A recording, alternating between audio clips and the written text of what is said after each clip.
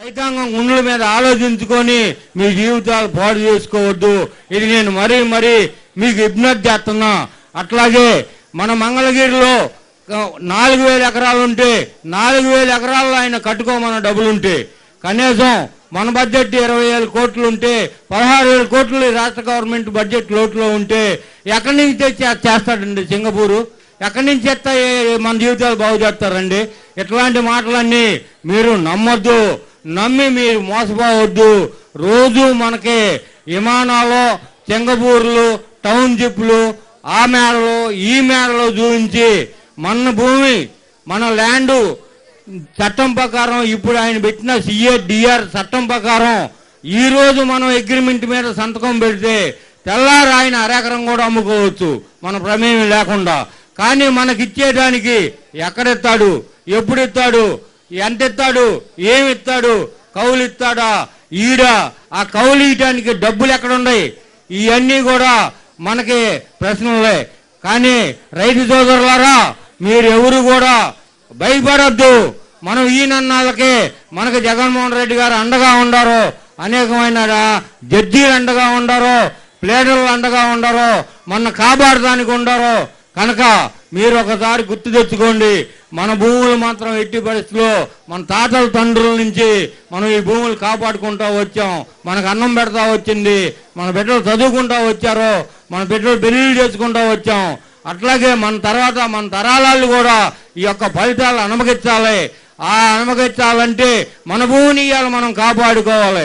ఎవరో వచ్చి బెదిరిస్తే పోయిద్దేమో అనేది ఒక భయం మాత్రం అవసరం లేదు. నువ్వు అగ్రిమెంట్ మీద సంతకం పెట్టేదాకా భూమి నీదే, నిన్నెవరు కలియటానికి వీలు లేదు, బెదిరించడానికి వీలు లేదు. భారతదేశం రాజ్యాంగం ఉంది, చట్టాలు ఉన్నాయి, ప్రజాసేవం దేశంలో మనం బతుకుతున్నాం. మనం ఎవరికి భయపడాల్సిన పని లేదు, ఏమీ మన చేయలేరు. కనుక భూమిని మాత్రం వదులుకోవద్దు. మీరు 9(3) ఫారాలు ఇచ్చిన వాళ్ళు కూడా మీరు 9(2) ఫారాలు ఇవ్వండి. తీసుకోపోతే కలెక్టర్ ఆఫీస్కి వెళ్ళండి, మీరు వెళ్ళి మాట్లాడుకోండి. రైతులంతా కూడా ఏమండి మా భూములు ఇయ్యం, మా భూములు మాకు కావాలి అని చెప్పండి. ఇంకా అవసరమైతే అటు తాడికొండ అటు పైన వాళ్ళు ఇస్తామంటున్నారు, వాళ్ళ దగ్గర తీసుకోమనండి. మన 5-6 గుళ్ళు 7-8 గుళ్ళు మినహాయింపు ఇవ్వమనండి. మనం పట్టణాలకు దగ్గరలో ఉన్నాం, నేషనల్ హైవేకి దగ్గరలో ఉన్నాం, అభివృద్ధిలో ముందుండాం, పంటల్లో ముందుండాం. రమీగా ఈ ప్రాంతంలో మనం 5 కోట్ల జనం 13 జిల్లాలు ఉంటే 2 కోట్ల జనానికి ఆహార ధాన్యాలు ఉత్పత్తి చేస్తున్నాం ఈ 10 ఊళ్ళలో. ఈ 2 కోట్ల మంది ఆహార ధాన్యాల కన్నా కొరత వస్తే ఇవన్నీ ఆయన ఏదో చేసి ఎవరికో అమ్ముకొని మన బయటికి పంపించి మన జీవితాలు అతలాకుతలం చేసే పరిస్థితుల్లో వచ్చిండే. కనుక రైతు సోదరులారా, ఇది చాలా ఆవేశంతో బాధతో మన తరతరాల యొక్క సంపదని మీరు కాపాడుకోండి. మీరు భయపడి ఇస్తే మాత్రం మన జీవితాలు పాడైపోతాయి, ఎందుకు పనికి రాకుండా పోతాం. మనం ఈ ప్రాంతం కూడా వదిలిపెట్టి కొత్త నీరు వచ్చిద్ది, పాత నీరు కొట్టుకుపోయినట్టుగా మన జీవన విధానం నష్టపోయిద్ది. ఉదాహరణకి 4 ఎకరాల రైతు ఉన్నాడు, 4 ఎకరాల రైతు ల్యాండ్ పూలింగ్కి ఇస్తే ఆయనకి ఇచ్చేదంతా 4.25 ఎకరం ఇస్తాడు. దాంట్లో మళ్ళీ బిజినెస్ ఏరియా అని కొంత ఇస్తాడు, ఇక్కడ ఇల్లు కట్టుకోవడానికి అని కొంత ఇస్తాడు. ఇది అమ్ముకోండి అంటాడు. ఒక్కసారి ఇన్ని బత్తాలు డబ్బులు వేసుకొని ఇన్ని లక్షల ఎకరాలు ఇన్ని వేల ఎకరాలు కొనడానికి ఎవరు రారు. దాన్ని మళ్ళీ వాళ్ళు మనం గజం 10,000 అమ్మితే వాళ్ళు 5,000కి అమ్ముకుంటారు. మన భూములు అమ్మనీరు, ఇచ్చినవి కూడా అమ్మనీరు. నీకు ఆ 4 ఎకరాల భూమి పోతే ఇంటి పక్క రైతు 10,000 అప్పిడు, నీకు బ్యాంక్ కార్డు కూడా అప్పివ్వడం. కనీసం మీ భద్రత పోయిద్ది. మీరు ఒకసారి ఆలోచించుకోండి రైతులారా, ఎవరికీ భయపడద్దు. మనం వెనకమాల జగన్మోహన్ రెడ్డి ఉన్నాడు, రాజశేఖర రెడ్డి గారు పెట్టిన ఆశయాలని రైతును కాపాడటమే ధ్యేయంగా ఈ పార్టీ నిలబడింది. కనుక మీరు అంతా కూడా నమ్మండి, మీరు ఇవ్వద్దు. మీరు 10 కోట్లు అమ్ముకోవచ్చు, 5 కోట్లు అమ్ముకోవచ్చు, వెనక జరగమనండి. అక్కడ తక్కువ భూములు వాళ్ళకి లాభం, వాళ్ళకి ఎకరం 10 లక్షలు ఉండే భూములు ఇస్తే వాళ్ళకి లాభం, మనకు 10 కోట్లు ఇచ్చే భూములు ఇస్తే మనకు నష్టం. ఈ సూత్రాన్ని గ్రహించండి. మీరు ఎవ్వరు కూడా భూమి ఇవ్వద్దు. నిడమర్ర రైతులంతా చైతన్యవంతులు, విద్యార్థులు, అనేక రకాలైన చట్టాలు తెలిసిన వాళ్ళు ఉండారు. కానీ మీరు అమాయకంలో పడద్దు అనేది నేను ఒకసారి మనవి చేసుకుంటూ ఈ అవకాశం ఇచ్చిన పెద్దలకే ఒకసారి ధన్యవాదాలు తెలియపరుచుకుంటున్నాం.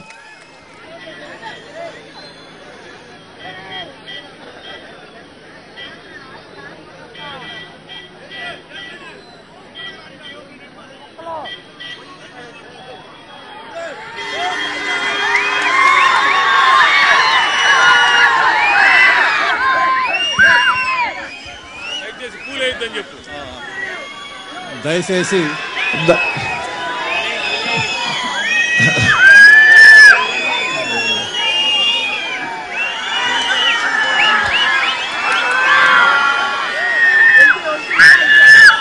స్టేజ్ మీదకి వస్తున్నారు.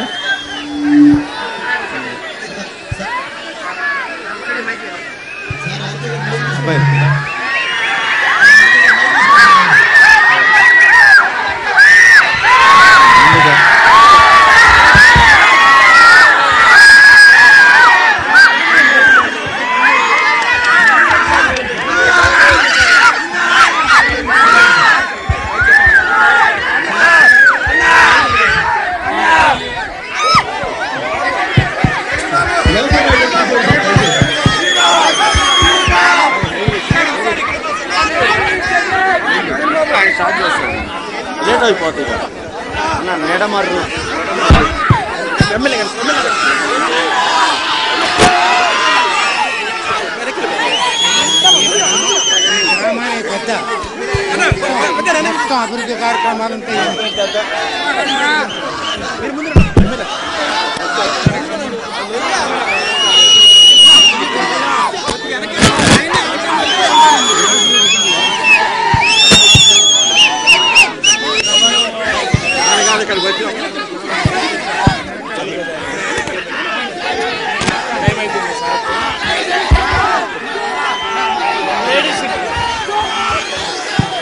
నిడమర్రు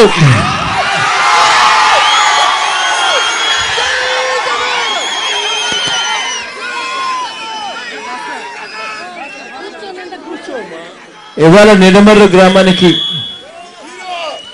రావడానికి ముఖ్య ఉద్దేశం ఏమిటి అనంటే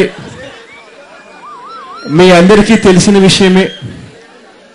గత కొంతకాలంగా రాజధాని కోసం అని చెప్పి రైతులకు ఇష్టం ఉన్నా ఇష్టం లేకపోయినా బలవంతంగా రైతుల దగ్గర నుంచి బలవంతంగా భూములు సేకరించే కార్యక్రమం చంద్రబాబు నాయుడు గారి ప్రభుత్వం చేస్తా ఉంది.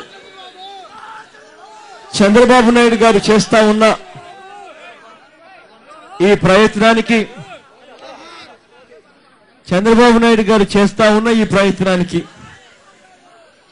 వైఎస్ఆర్సీపీ అడుగడుగునా కూడా ప్రతిఘటిస్తూనే వస్తా ఉంది.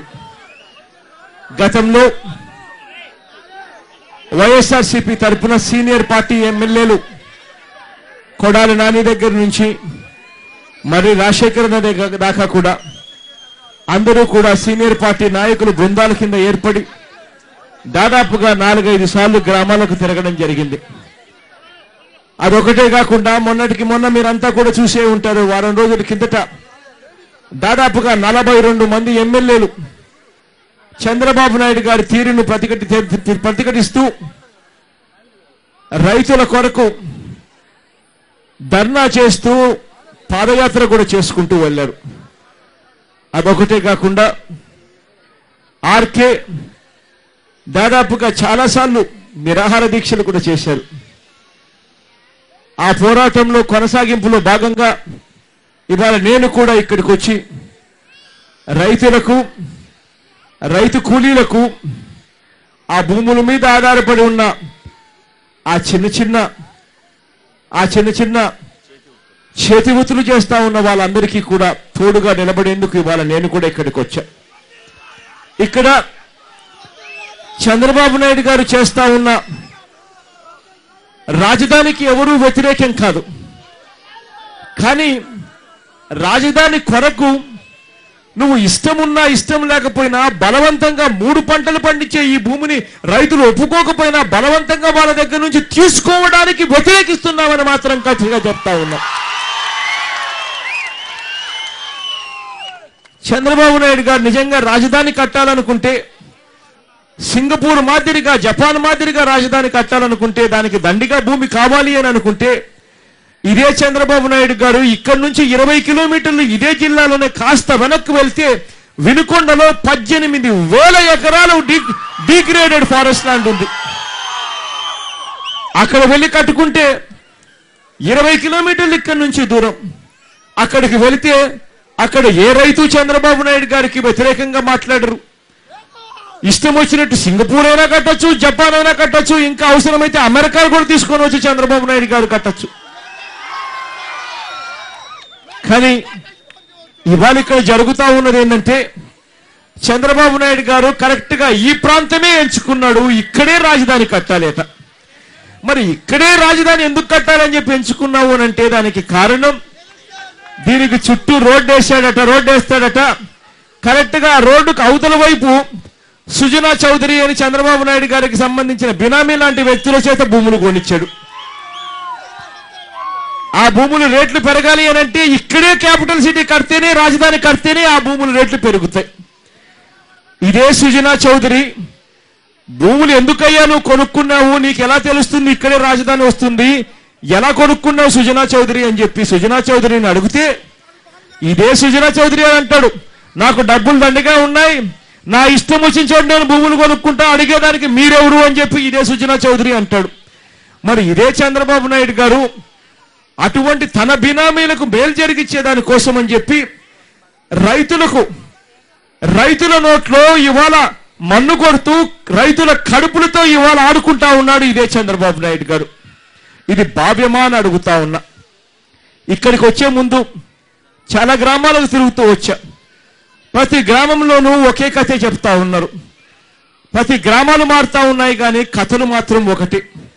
రైతన్నలు మా దగ్గరికి వచ్చి రైతన్నలు నాతో వస్తా అంటా ఉన్నారు, అన్నా మాకు 3 పంటలు పండించే భూములన్నా 20 అడుగుల్లోనే మాకు నీళ్లు పడతాయన్నా, ఇటువంటి భూములు బహుశా దేశంలో కూడా ఎక్కడన్నా ఉంటాయో ఉండవో మాకైతే తెలియదన్నా, ఎకరాకు దాదాపుగా 3-4 పంటలేసి మేము కనీసం 2 లక్షల నుంచి 4 లక్షల రూపాయలు సంపాదిస్తా ఉన్నామున్నాం ఒక్కొక్కలం. ఇవాళ మమ్మల్ని ఆ భూములు బలవంతంగా మా దగ్గర నుంచి తీసుకొని మమ్మల్ని రోడ్డు మీద నిలబెడతా ఉన్నారన్నా అని చెప్పి చెప్తా ఉన్నారు. ప్రతి రైతు నోట్లో నుంచి కూడా ఇదే మాటే వస్తా ఉంది, అన్నా మా పరిస్థితి ఇది, దారుణంగా మా దగ్గర నుంచి భూములు తీసుకునే కార్యక్రమం చేస్తా ఉన్నారని. రైతు కూలీల దగ్గర నుంచి అయితే మరీ దారుణమైన కథనాలు వస్తా ఉన్నాయి. వాళ్ళందరూ చెప్పేది ఒకటే, అన్నా మాకేమో కూలీలకు పోతే 365 రోజుల పని దొరుకుతుంది, 300 రూపాయలు దాదాపుగా సంపాదిస్తాం మేము సగటున. అదే మా భర్త కూడా పనికి పోతే మా భర్త మరో 500 రూపాయలు సంపాదించే పరిస్థితి ఉంటుంది. మా భర్త 500 రూపాయలు, మేము 300 కలిసి దాదాపుగా కనీసం 700-800 రూపాయలు ప్రతిరోజు సంపాదించే పరిస్థితిలో మేము ఉన్నామన్నా. ఈ 700 ప్రతిరోజు సంపాదిస్తే నెల అయ్యేసరికి 20,000 పైచిలుకుగానే సంపాదిస్తామన్నా. ఈ సంపాదన వస్తా ఉంది కాబట్టి పిల్లల్ని మేము విజయవాడలో పెద్ద స్కూళ్ళలో చదివిపించాం. ఆ పిల్లలు చదువుతా ఉన్నారు. ఆ చదువులు చదివే వాళ్ళల్లో కొంతమంది అక్క చెల్లెమ్మలు నాతో అన్నారు, అన్నా నారాయణ స్కూల్లో కూడా మేము చదివిస్తా ఉన్నామన్నా, మా పిల్లలను నారాయణ స్కూల్లో చదివించడానికి సంవత్సరానికి 50,000 రూపాయలు అవుతుంది, ఒక్కరోజు ఆలస్యం చేశామంటే 26 సార్లు మాకు ఫోన్లు వచ్చాయన్నా 50,000 రూపాయలు డబ్బులు కట్టమని చెప్పి అని చెప్పి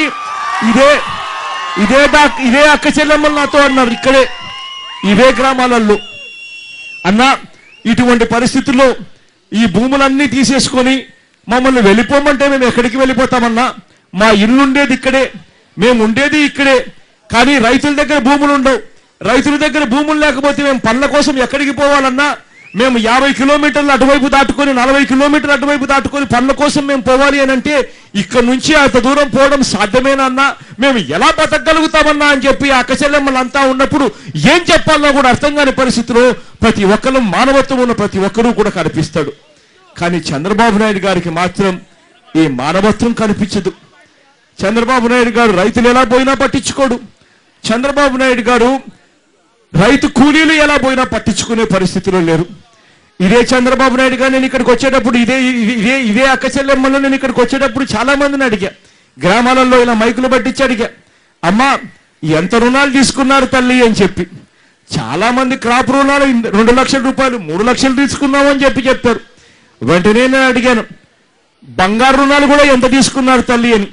బంగారు రుణాలు కూడా అన్నా ఇక్కడ బంగారం పండించే భూములు ఉన్నాయి కాబట్టి ఖచ్చితంగా మంచి జరుగుతుందని చెప్పి బంగారం పెట్టి కూడా దాదాపుగా 2-3 లక్షలు తీసుకొచ్చుకున్నామన్నా అని చెప్పి చాలా మంది చెప్పారు.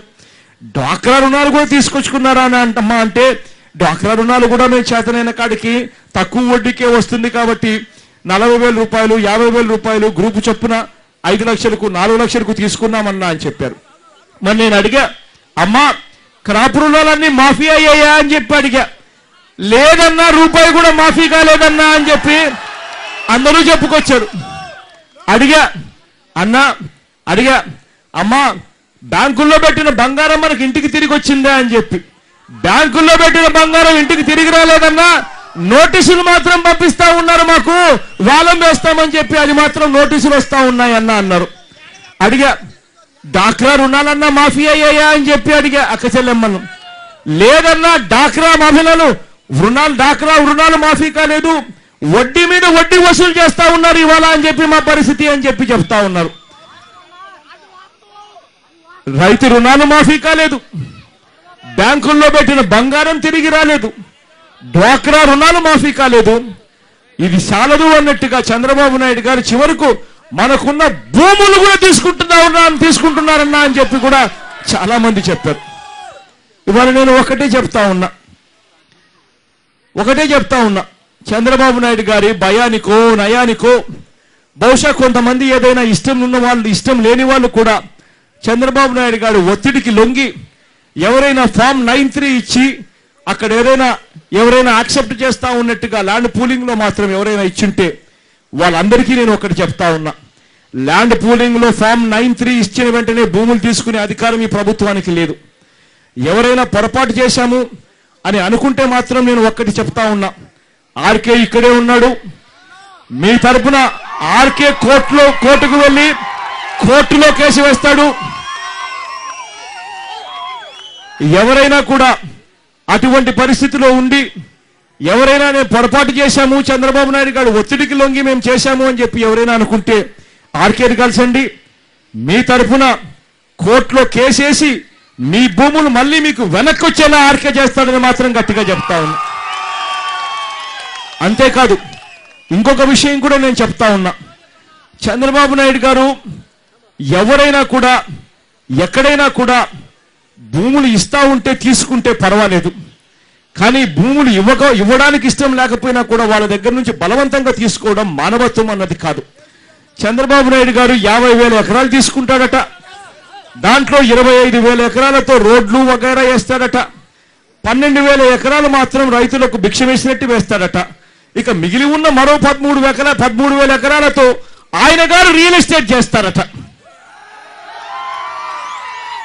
ముఖ్యమంత్రి అనే వ్యక్తి చేయాల్సింది ఏమిటి అని అంటే, ఆయనకు నిజంగా ఇంతమంది కష్టపడతా ఉన్నప్పుడు ఇదే మంగళగిరి నియోజకవర్గంలో దాదాపుగా 2-3 వేల ఎకరాల గవర్నమెంట్ భూమి ఉంది. ఆ 2-3 వేల ఎకరాల గవర్నమెంట్ భూమిలో క్యాపిటల్ సిటీ కట్టుకోవచ్చు, కట్టుకొని చుట్టూ రోడ్డు వేయొచ్చు, రోడ్డులు వేసి ఆ తర్వాత సిటీలో జోనింగ్ చేయొచ్చు, జోనింగ్ చేసి ప్లానింగ్ చేసి ఆ తర్వాత రైతులకు ఇచ్చిపెట్టేసేయండి. ఆ రైతులు వ్యవసాయం చేయాలనుకుంటే వ్యవసాయం చేసుకుంటారు, రియల్ ఎస్టేట్ చేయాలనుకుంటే ఆ రైతులు చంద్రబాబు నాయుడు గారికి ఇచ్చి వాళ్ళు రియల్ ఎస్టేట్ వ్యాపారం చేయాల్సిన అవసరం లేదు, ఆ రైతులే రియల్ ఎస్టేట్ చేసుకునే కార్యక్రమం రైతులే చేసుకుంటారు. కానీ చంద్రబాబు నాయుడు గారు ఏం చేస్తున్నారు అని అంటే, రైతులకు భిక్షమేసినట్టుగా కాస్త తీర్చిపెట్టి మిగిలిన భూమితో చంద్రబాబు నాయుడు గారు సింగపూర్ వాళ్ళతో రియల్ ఎస్టేట్ చేసేదానికి ఇవాళ సన్నాహాలు చేస్తా ఉన్నారు. ఈ కార్యక్రమం చంద్రబాబు నాయుడు గారు మానుకోవాలి. ఇవాళ ప్రతి రైతన్నకు నేను ఇవాళ భరోసా ఇచ్చి ఇంకొకటి కూడా చెప్తా ఉన్నా, బలవంతంగా ఏదైనా చంద్రబాబు నాయుడు గారు పొరపాటున కూడా భూమి ఏదైనా తీసుకునే ప్రయత్నం చేస్తే మాత్రం చెప్తా ఉన్నా, దాన్ని గట్టిగా ప్రతిఘటిస్తామని చెప్పి, గట్టిగా మీ తరపున నేను పోరాడతాము, మీ తరపున మేమందరం కూడా పోరాడతామని చెప్పి గట్టిగా చెప్తా ఉన్నా. అంతేకాదు ఆ పోరాటం చేసినప్పటికీ పొరపాటున చంద్రబాబు నాయుడు గారు ల్యాండ్ అక్విజిషన్ చేస్తాను అని చెప్పి బలవంతంగా భూములు కనుక గుంజుకుంటే, భూములు లాక్కుంటే ప్రతి ఒక్క రైతన్నకు నేను ఇవాళ భరోసా ఇచ్చి చెప్తా ఉన్నా, చంద్రబాబు నాయుడు గారు అనుకుంటా ఉండొచ్చు అధికారం శాశ్వతమని, కానీ చంద్రబాబు నాయుడు గారికి ఇవాళ నేను చెప్తా ఉన్నా అధికారం శాశ్వతం కాదు అని. మరో 2 ఏళ్లకో సంవత్సరానికో 3 ఏళ్లకో ఎన్నికలు వస్తాయి. ఎన్నికలు వచ్చినప్పుడు చంద్రబాబు నాయుడు గారికి డిపాజిట్ కూడా రాకుండా ప్రజలందరూ కూడా చంద్రబాబు నాయుడు గారికి బుద్ధి చెప్తారు. అంతేకాదు ఆ ఎన్నికలు అయిపోయిన తర్వాత మనం ముఖ్యమంత్రిగా అధికారంలోకి మనం వస్తాం. మనం అధికారంలోకి వచ్చిన వెంటనే బలవంతంగా ఎవరి దగ్గర అయితే రైతుల భూములు బలవంతంగా ఎవరి దగ్గర అయితే తీసుకున్నారో వాళ్ళందరికీ కూడా భూములు వాపస్ చేస్తామని చెప్పి కూడా గట్టిగా చెప్తా ఉన్నా. కాబట్టి ఏ ఒక్కరూ కూడా భయపడవలసిన పని లేదు. చంద్రబాబు నాయుడు గారి అధికారం శాశ్వతం కాదు అన్న సంగతి గట్టిగా చెప్తా ఉన్నా. గట్టిగా పోరాడదాం. చంద్రబాబు నాయుడు గారికి బుద్ధొచ్చే విధంగా గట్టిగా పోరాడతాం. ఇక్కడ కూడా ఇవాళ నేను మైకు మీకే ఇస్తాను. రైతన్నలు ఎవరైనా మాట్లాడాలనుకుంటే మీరే వచ్చి మాట్లాడండి. డాక్టర్ అక్కచెల్లెమ్మలు ఎవరైనా మాట్లాడాలనుకుంటే మీకు మైక్ ఇస్తాను, మీరే మాట్లాడండి. రైతు కూలీలు ఎవరైనా ఉంటే సమస్యలు ఉంటే గట్టిగా చంద్రబాబు నాయుడు గారికే కాదు, రాష్ట్రానికే కాదు, ఇక్కడ జరుగుతా ఉన్నది దేశం మొత్తానికి కూడా అర్థమయ్యే విధంగా మీరే చెప్పాలనుకున్నది మీరే చెప్పండి.